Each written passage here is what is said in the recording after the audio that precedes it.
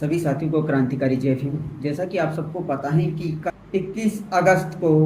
आज़ाद समाज party, Bhim army, BSP supremo Mayawati की party एवं भीम सेना मिलकर के 21 अगस्त को तमाम सामाजिक संगठन मिलकर के भारत बंद का आह्वान किया गया है। अब दो तुलना करते हैं कि पिछली बार भी 2 अप्रैल को जो ऐसी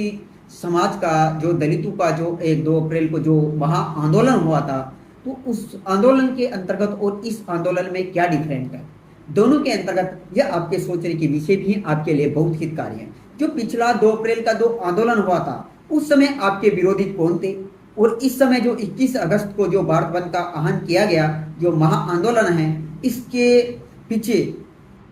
इस आंदोलन में आपका सामना कौन कर रहे हैं, दोनों में डिफरेंट है। 2 अप्रैल के आंदोलन के अंतर्गत विपक्षी पार्टियां आपके विरोध में थी, विपक्षी पार्टियों के विरोध में आपने आंदोलन किया था। लेकिन जो 21 अगस्त का आप आंदोलन करने जा रहे हैं, 21 अगस्त को जो भारत बंद करने जा रहे हैं, तो उसमें आपको सिर्फ अपनों से ही सामना करना पड़ेगा। जी हाँ, ये बात सही है और ये आप समझ ले कि अपनों से ही बगावत करनी पड़ेगी, अपनों से ही आपको लड़ाइयाँ लड़नी पड़ेगी, क्योंकि सरकार ने 2 अप्रैल जो आंदोलन था उसमें जिन युवाओं के ऊपर मुकदमा दायर हुआ था, वो मुकदमे आज भी वापस नहीं हुए हैं, और उसमें अपने समाज के, बहुजन समाज के 14 युवाओं की शहादत हुई थी। इस आंदोलन में कहीं ऐसा ना हो जाए, इसलिए 21 अगस्त को चंद्रशेखर आज़ाद भी समर्थन किया, लेकिन उन्होंने थोड़ा लेट सोच समझ के किया कि कहीं न कहीं इसमें कुछ कमियां हो जाए, कहीं न कहीं जनहानि ना हो। इस कारण चंद्रशेखर आज़ाद ने भी कहीं न कहीं यहाँ पर समर्थन कर दिया गया है। दोनों आंदोलन के अंतर्गत खासकर यही है कि उस समय जनहानि हुई थी, इस समय जो बहुजन समाज के जो लीडर है, बड़े लीडर है, नेता है, वो सोच रहे हैं कि यह आंदोलन कहीं न कहीं 2 अप्रैल का आंदोलन का रूप न ले, इसलिए सभी राजनेता हैं अब धीरे धीरे 21 अगस्त 2024 के भारत बंद आंदोलन का समर्थन कर रहे हैं। इस आंदोलन के अंतर्गत सबसे मुख्य बात एक स्पष्ट ये नजर आती है कि सरकार ने, जो सुप्रीम कोर्ट ने जो आदेश दिया है SC ST वर्गीकरण के अंतर्गत कोटे में कोटा का जो आदेश दिया गया है, तो इससे क्या प्रकार पड़ेगा, इससे पहले क्या अंतर था दोनों में डिफरेंट के अंतर्गत, अगर ये लागू हो जाता है, अगर लागू नहीं था तब क्या अंतर था। तो जब ये लागू नहीं था तो जो जितनी मार्क्स के आधार पर, परसेंटेज के आधार पर सर्विस लग रहे थे, एक सरकारी गजिस्ट्रेट ऑफिसर हो, चाहे IAS हो, RAS हो, IFS हो, IPS हो, कोई भी जो सरकारी अधिकारी है, उसके पास कोई पैसों की कमी नहीं, उसका बच्चा अच्छी कोचिंग में पढ़ता है, अच्छा भोजन करता है, महंगे कोचिंग में जाता है, विदेश में पढ़ता है, सर्विस की बारी आती है तो सबसे पहले कोटे के अंतर्गत उनको रिजर्वेशन के माध्यम से सर्विस मिल जाती है। अब दूसरा, एक गरीब आदमी की तरफ देखते हैं। एक तरफ गरीब आदमी खड़ा हुआ है, उसके पास में अपने जीवन यापन के लिए पैसे नहीं हैं, लेकिन फिर भी वो अपने बच्चों को पढ़ा रहे हैं,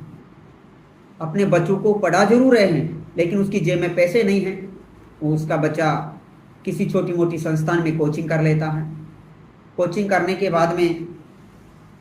एग्जाम देता है, एग्जाम के लिए भी पैसे चाहिए, कोचिंग में पैसे बर्बाद, बाहर रहता है तो उसके लिए भी पैसे बर्बाद, उसके पास पैसों का अभी इंतजाम नहीं है। लेकिन जब वो फिर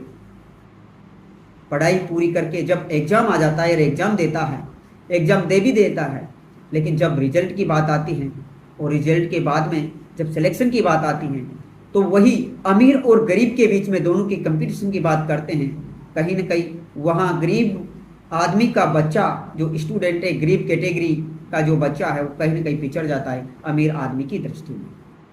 तो यूँ माना जाए कि पहले से जो ये सुप्रीम कोर्ट का जो फैसला अभी आया है, वो कहीं ना कहीं जो गरीब जनता थी, गरीब जो सदस्य से परिवार थे, जो अपने जीवन यापन के लिए छोटे मोटे रोजगार करते हैं, कहीं ना कहीं सरकार की मंशा ये भी दर्शाती है कि उन गरीबों की जीवन में भी परिवर्तन हो, अगर ये कानून, सुप्रीम कोर्ट का आदेश, सुप्रीम कोर्ट का कानून अगर लागू हो जाता है तो। लेकिन कहीं न कहीं सभी बहुजन नेता इसके विरोध में उतर चुके हैं और 21 अगस्त को ऐसा लगता है कि एक महान आंदोलन होगा जो आप सब उसका हिस्सा बनने जा रहे हैं। ऐसा ना हो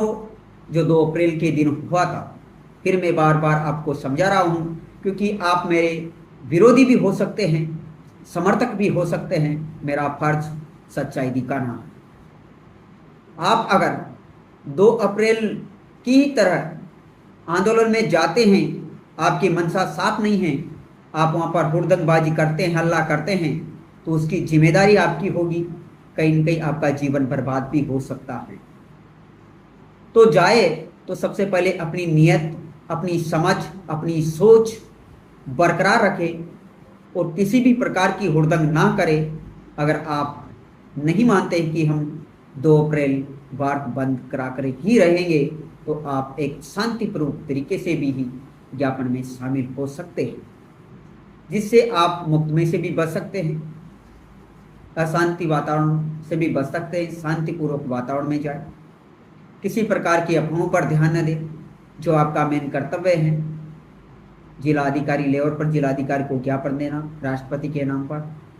तो आप ज्ञापन देकर शांत माहौल में आए। कहीं न कहीं आप अपने रास्ते से ना भटके, यह अपील समाज के सभी जो बहुजन संगठन हैं वो भी कर रहे हैं, और मैं भी चैनल के माध्यम से आपको कहना चाहता हूं कि यह आंदोलन 2 अप्रैल की तरह आंदोलन ना बन जाए, इस बात का आप अच्छी तरह से ध्यान रखना।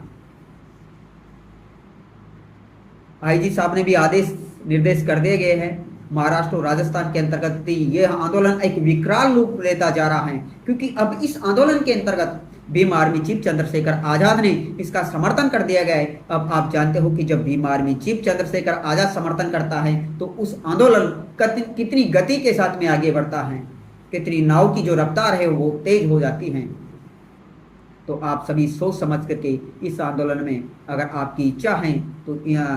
की भाग लेना चाहते हैं, तो अपनी इच्छा जरूर पूरी करें, लेकिन वो इच्छा एक शांतिपूर्ण माहौल में करें, ना कि 2 अप्रैल। फिर मैं आपको याद दिलाता हूँ कि ना कि 2 अप्रैल, क्योंकि 2 अप्रैल का जो दंड है वो आज भी अपने बच्चे, अपने भाई, हमसे बड़े हो सकते हैं, अपने भाई हैं, वो भुगत रहे हैं, क्योंकि उनके ऊपर जो मुकदमे लगे थे वो आज भी वापस नहीं हुए हैं। इस बात का अच्छी तरह से ख्याल रखना। सभी साथियों को मेरी तरफ से क्रांतिकारी जय भीम, जय जोहार, जय संविधान।